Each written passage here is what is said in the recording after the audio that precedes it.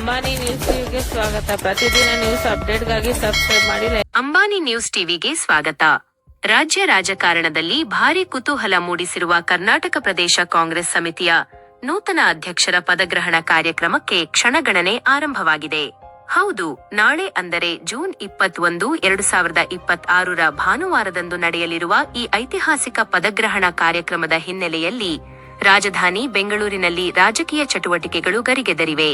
ಇದೇ ಸಂದರ್ಭದಲ್ಲಿ ಚಿಕ್ಕಬಳ್ಳಾಪುರ ಜಿಲ್ಲಾ ಕಾಂಗ್ರೆಸ್ ಸಮಿತಿಯ ಕಾರ್ಮಿಕ ವಿಭಾಗದ ಅಧ್ಯಕ್ಷರು, ಜನಪರ ಹೋರಾಟಗಾರರು ಹಾಗೂ ಸಮಾಜ ಸೇವಕರು ಆಗಿರುವ ಕೋನಪ್ಪಲ್ಲಿ ಕೋದಂಡ ಅವರು ಇಂದು ಹಿರಿಯ ನಾಯಕರು ಮಾನ್ಯ ಶ್ರೀ ಬಿ.ಕೆ.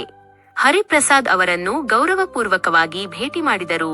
ಕೆಪಿಸಿಸಿ ಅಧ್ಯಕ್ಷರಾಗಿ ಅಧಿಕಾರ ವಹಿಸಿಕೊಳ್ಳಲಿರುವ ಶುಭ ಸಂದರ್ಭಕ್ಕೆ ಕೋನಪ್ಪಲ್ಲಿ ಕೋದಂಡ ಅವರು ಬಿ.ಕೆ. ಹರಿಪ್ರಸಾದ್ ಅವರಿಗೆ ಹೃತ್ಪೂರ್ವಕವಾಗಿ ಶುಭ ಹಾರೈಸಿದರು.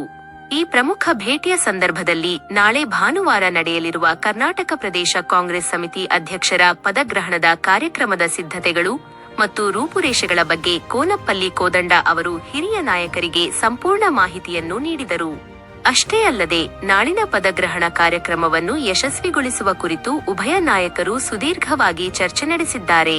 ಇದೇ ವೇಳೆ ಮಾತನಾಡಿದ ಕೋನಪ್ಪಲ್ಲಿ ಕೋದಂಡ ಅವರು ಚಿಂತಾಮಣಿ ತಾಲೂಕಿನಿಂದ ನೂರಾರು ಸಂಖ್ಯೆಯಲ್ಲಿ ಕಾರ್ಯಕ್ರಮಕ್ಕೆ ಆಗಮಿಸಿ ಯಶಸ್ವಿಗೊಳಿಸೋಣ ಎಂದು ಕರೆ ನೀಡಿದ್ದಾರೆ.